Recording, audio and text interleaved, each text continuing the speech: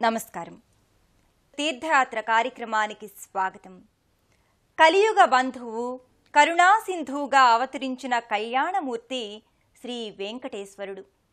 ఆశ్రిత జన భక్త మందారుడైన ఆ స్వామి జగద్రక్షకుడిగా ఎన్నో ప్రదేశాలలో, ఎన్నో రూపాలలో, ఎన్నో క్షేత్రాలలో కొలువుదీరాడు. అఖిలాండ కోటి బ్రహ్మాండ నాయకుడిగా, ఆపద మొక్కులవాడిగా, ఆద్యంతరహితుడిగా లక్ష్మీపతి వర్ధిల్లుతున్నాడు. దివ్యంగా, భవ్యంగా భక్తుల సంకటాల్ని హరింపజేస్తున్నాడు. అతల వితల సుతల తలాతల రసాతల మహాతల పాతాళ లోకాలను ఏలే ఈ ఏడుకొండల స్వామి తన భక్తుల చింతలను తొలగించటానికి శ్రీ చింతల వెంకటరమణ స్వామిగా దివి నుంచి భువికి దిగివచ్చాడు. ఆ పరంపరలోనే స్వప్న సాక్షాత్కారమైన శ్రీ చింతల వెంకటరమణ స్వామి ఆలయమిది. అనంతపురం జిల్లా తాడిపత్రిలోని ఈ క్షేత్ర విశేషాలు నేటి తీర్థయాత్రలో తెలుసుకుందాం.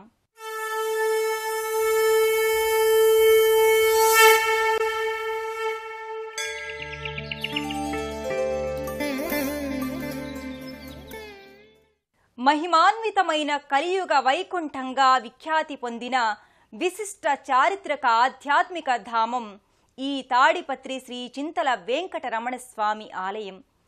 పెన్నా నదికి సమీపాన ఉన్న ఈ క్షేత్రాన్ని 1509-1530 సంవత్సరాల మధ్యకాలంలో తాడిపత్రి ప్రాంతాలకు పాలకుడిగా ఉన్న రామలింగనాయుడి కుమారుడు తిమ్మనాయకుడు నిర్మించినట్లు చారిత్రక ఐతిహ్యం. రమణీయమైన ప్రకృతి సౌందర్యం నేపథ్యంగా అలరారే ఈ క్షేత్రం భక్తుల్ని విశేషంగా ఆకర్షిస్తోంది. ద్రావిడ పాంచరాత్ర ఆగమ సంప్రదాయాలతో, విమాన శిఖర కలశాలతో జీవకళ ఉట్టిపడే శిల్ప వైదుష్యం కలిగిన ఈ చింతల వెంకటరమణ స్వామి ఆలయం ఓ మనోహర దివ్యక్షేత్రంగా పరిఢవిల్లుతోంది. వెంకటాద్రి సమం స్థానం బ్రహ్మాండే నాస్తి కించన, వెంకటేశ సమో దేవో న భూతో న భవిష్యతి. వెంకటాద్రికి సాటి రాగల పరమ పవిత్ర ప్రదేశం కాని, వెంకటేశ్వరునికి దీటైన దైవం కాని భూత భవిష్యత్ కాలాలలో ఉండవనేవి ఈ వేదోక్తి అర్థం. అటువంటి ఆ వెంకటేశ్వర స్వామిని మనస, వాచ, కర్మణ భగవద్దర్శనాకాంక్షులై దర్శించే ఆధునిక తీర్థస్థలి తాడిపత్రి.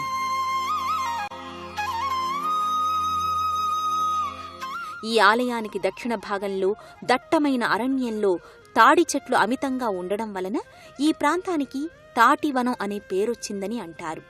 ఈ ప్రాంతమే ప్రౌఢదేవరాయ కాలంలో పెమ్మసాని రామలింగ నాయుడిచే తాడిపత్రిగా పిలువబడుతోంది. ఇక్కడి విగ్రహం చింత చెట్టు క్రింద లభించడం వల్ల ఈ దేవుడు చింతల రమణస్వామి అయ్యాడని కథనం. ఈ దేవాలయ ప్రాంగణంలోని ప్రశాంత వాతావరణంలోకి అడుగుపెట్టిన భక్తులు తొలుత దైనందిన వ్యవహారాల మధ్య కోల్పోయిన మానసిక ప్రశాంతతను తిరిగి పొందుతారు. అల్లంత దూరం నుంచే అమందానంద ఆహ్లాదాన్ని పంచుతూ పోతపోసిన 5 అంతస్తుల శ్రీవారి రాజగోపురం భక్తులకు శుభాహ్వానాన్ని పలుకుతుంది.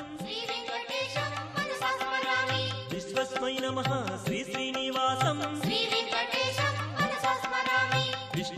నమః శ్రీ శ్రీనివాసం, వషత్కారాయ నమః శ్రీ శ్రీనివాసం,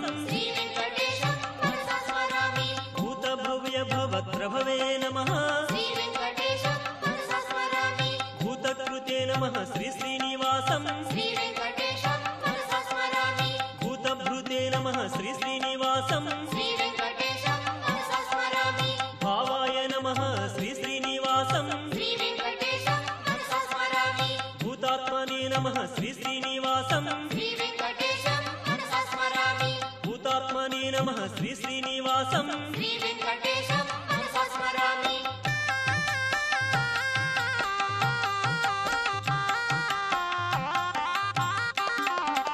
పరమాత్మనే నమః శ్రీ శ్రీనివాసం, ముక్తానాం పరమాయ గతయే నమః. హంపీలో ఉన్న విధంగానే ఈ ఆలయంలో కూడా రాతిరథం ఉండటం విశేషం. ఈ రాతి రథంలో స్వామివారి వాహనమైన పక్షిరాజు గరుత్మంతుడు కొలువుతీరి ఉంటాడు. సాక్షినే నమః శ్రీ శ్రీనివాసం. ఈ రాతి రథానికి 2 రంధ్రాలుంటాయి. ఈ రంధ్రాల గుండా గగన విహారి ఆదిత్యుని లేలేత కిరణాలు స్వామివారి పాదాలను స్పృశించడం మహాద్భుత దృశ్యం. అందుకే ఈ క్షేత్రాన్ని భాస్కర క్షేత్రం అని కూడా పిలుస్తారు. యోగవిదాం నేత్రే నమః. ప్రధానాలయం గర్భగృహం, అంతరాళం, ముఖమంటపం, మహామంటపాలతో కూడి ఉంటుంది.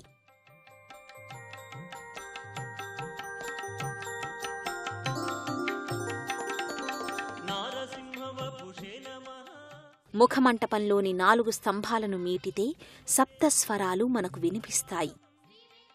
ఈ ఆలయ నిర్మాణం గర్భగుడి, సుఖనాసికం, అర్ధమంటపం, రంగమంటపం, కళ్యాణ మంటపాలుగా నిర్మితమై ఉంది. ద్వారానికి ఇరువైపులా జయ విజయులు సదా శ్రీవారి సేవలో కొలువుతీరి ఉంటారు. శివాయ నమః. గర్భాలయ ప్రవేశ ద్వారానికి పైభాగంలో శ్రీ గజలక్ష్మీమాత కొలువుతీరి భక్తులకు శుభాశీస్సులు అందిస్తుంటుంది. రథమధ్యామస్వపూర్వాం గజనాద ప్రబోధినీం సామ్రాజ్యదాయినీం దేవీం గజలక్ష్మీం నమామ్యహం అంటూ భక్తులు గర్భాలయంలోకి ప్రవేశిస్తారు. శ్రీ చింతల వెంకటరమణస్వామి క్షేత్రానికి సంబంధించి ఓ ఆసక్తికరమైన కథనం ప్రచారంలో ఉంది. శ్రీకృష్ణ దేవరాయల ఆస్థానంలో పెమ్మసాని రామలింగ నాయకుని కుమారుడైన తిమ్మనాయకుడు తాడిపత్రి మండలాధీశ్వరునిగా తన పాలనా సంస్కరణలు ప్రవేశపెట్టి పరిపాలనను పటిష్టం చేస్తుండేవాడు. ఒకరోజు ఇప్పుడున్న ఈ ఆలయం స్థలంలో ఒక చింత చెట్టు భీకర శబ్దంతో పేలి ఆ చెట్టు నుండి గండు విష్ణుశిల ఒకటి ఉవ్వెత్తున లేచి నిలబడిందట. ఒకనాటి రాత్రి శ్రీ వెంకటేశ్వర స్వామి తిమ్మనాయకుని కలలో కనిపించి ఈ స్థలంలోనే తనకు ఆలయాన్ని నిర్మించమని ఆదేశించాడట. హంపికెళ్లిన తిమ్మనాయకుడు స్వామివారి ఆదేశానుసారం శ్రీకృష్ణదేవరాయల అనుమతి పొంది ఈ ఆలయ నిర్మాణం కావించాడని ఐతిహ్యం. శిల్ప కళలతో ఆ చంద్ర తారార్కమై విరాజిల్లుతున్న ఈ ఆలయ గర్భాలయంలోని శ్రీ చింతల వెంకటరమణస్వామి ముగ్ధ మనోహర స్వరూపుడిగా కనులు కదల్చలేని, చూపులు మరల్చలేని సుందరాకృతిలో భక్తులకు నేత్రోత్సవాన్ని కలిగిస్తున్నాడు.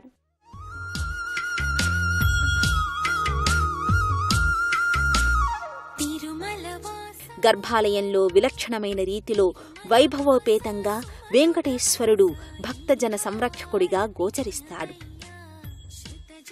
ఎంత చూసినా తనివి తీరని ఆ స్వామి చరణారవిందాలు బంగారు పద్మపీఠంపై కొలువుతీరి ఉన్నాయి. ఆ పీతాంబరం కుచ్చిళ్లపై జీరాడుతూ వేలాడుతున్న సహస్రనామ మాలలు, నడుమున వడ్డాణం, బంగారు మొలతాడుతో దేదీప్యమానంగా స్వామి దృశ్యమానమవుతాడు.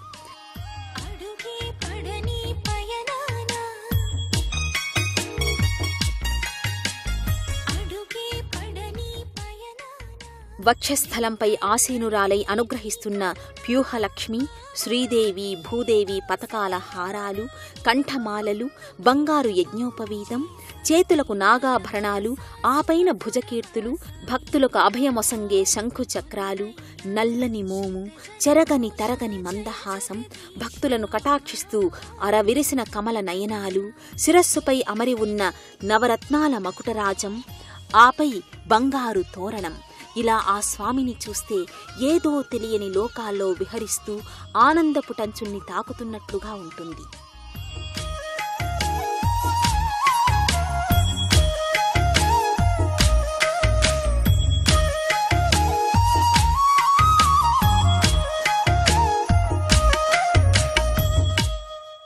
మనోహరమైన అతి పురాతనమైన ఈ దివ్యక్షేత్రం పలు ఉపాలయాల సమాహారంగా పరిఢవిల్లుతోంది.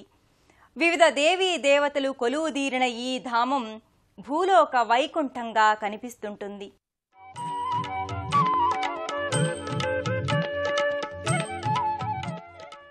స్వామికి చేరువలోని ప్రత్యేక ఆలయంలో సకల కళల సౌభాగ్యవల్లి ఆనందవల్లి తాయార్ కొలువుతీరి ఉంటుంది. శ్రీహరినారీ చంద్ర అష్టలక్ష్మీ సమాహార స్వరూపాం త్వాం హరిప్రియాం మోక్షలక్ష్మీం మహాలక్ష్మీం సర్వలక్ష్మీం నమామ్యహం అంటూ భక్తులు అమ్మవారి దర్శనానికై బయలుదేరుతారు. సమస్త అలంకార సమన్వితంగా అమ్మవారు జగజ్జేయమాన వైభవంతో విరాజిల్లుతూ ఉంటుంది. ముక్కుకు ముక్కెర, నేత్రద్వయం, తిరునామం, కర్ణాభరణాలతో రజిత కిరీటాన్ని, పట్టు వస్త్రాన్ని ధరించి యశో విరాజితంగా మూర్తీభవిస్తుంటుంది. అమ్మవారికి ప్రతి శుక్రవారం లక్ష్మీ సహస్రనామాలతో కుంకుమార్చన జరుపుతారు.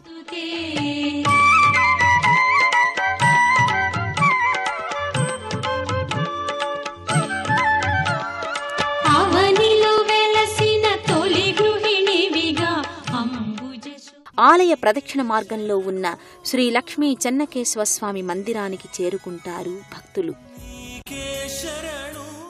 గర్భాలయంలో రజతాభరణ సౌందర్యంతో స్వామి లక్ష్మీ సమేతుడై కొలువు తీరి ఉంటాడు. పట్టు వస్త్రాల్ని ధరించిన ఈ స్వామి భక్తులకు వ్యక్తరూపుడిగా మనోల్లాసాన్ని, నేత్రపర్వాన్ని కలిగిస్తాడు.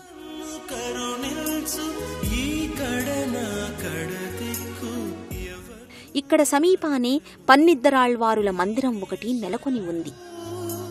వైష్ణవ మత ప్రచారకులైన పన్నిద్దరాళ్వారుల దర్శనం చేసుకుని భక్తులు చేతులు జోడిస్తారు.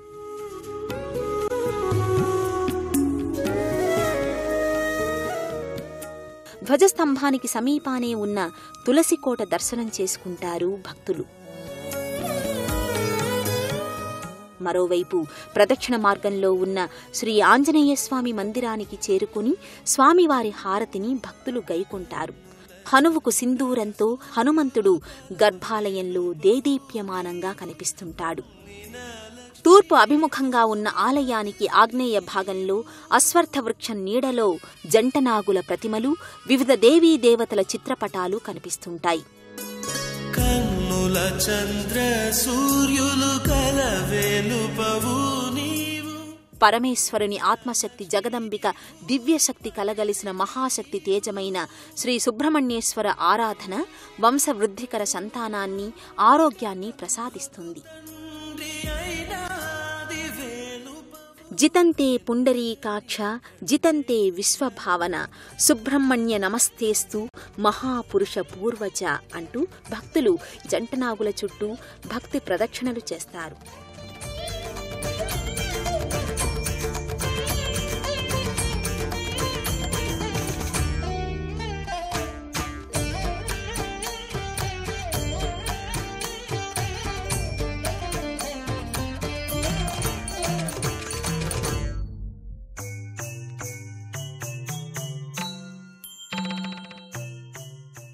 ప్రాచీన కాలం నుంచే ఆంధ్రదేశం శిల్ప కళలకు, చిత్రకళలకు, వాస్తు కళలకు, పుణ్యక్షేత్రాలకు నిలయమైంది.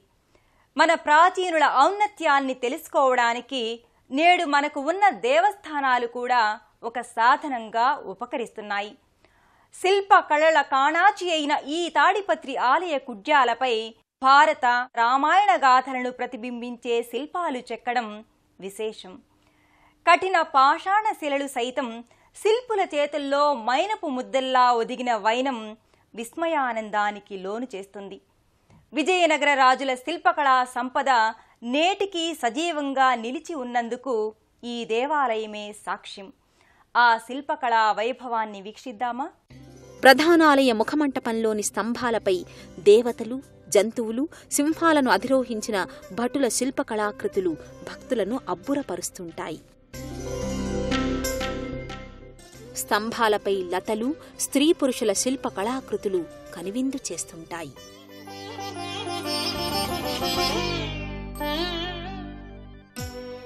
గర్భాలయ ప్రవేశద్వార ప్రాకార కుడ్యాలపై రామాయణ, మహాభారతాలలోని కొన్ని ఘట్టాలను సుందర శిల్పాలుగా మలచిన వైనం భక్తులను విశేషంగా ఆకర్షిస్తుంది. జీవకళ ఉట్టిపడేలా కళ్ల ముందు కదలాడే సజీవ శిల్పాల్లా ఉన్న ఈ సుందర శిల్పకళా వైభవాన్ని భక్తులు తనివితీరా దర్శించుకుంటారు. గోవిందాయని కొలువరే గోవింద గోవిందయని కొలువరే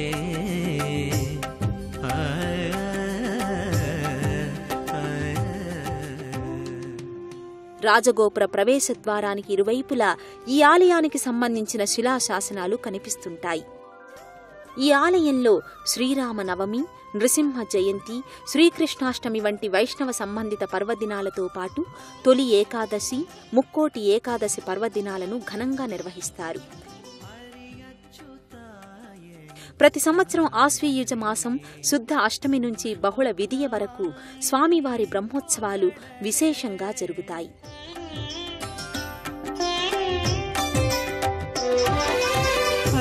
అచ్యుతాయని ఆడరే, పురుషోత్తమాయని పొగడరే, పరమ పురుషాయని పలుకరే, సిరివరయనుచును చెలగరే జనులు, పరమ పురుషాయని పలుకరే, సిరివరయనుచును చెలగరే జనులు.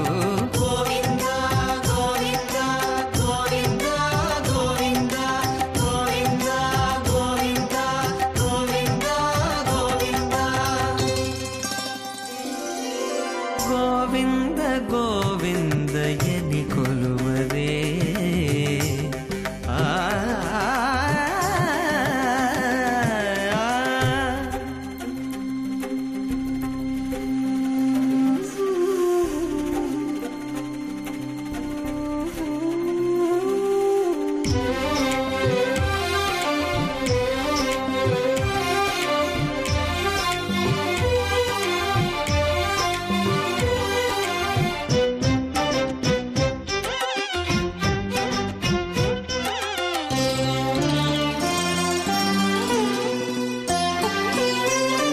పాండవ వరదాయని పాడరే, అండజవాహను కొనియాడరే,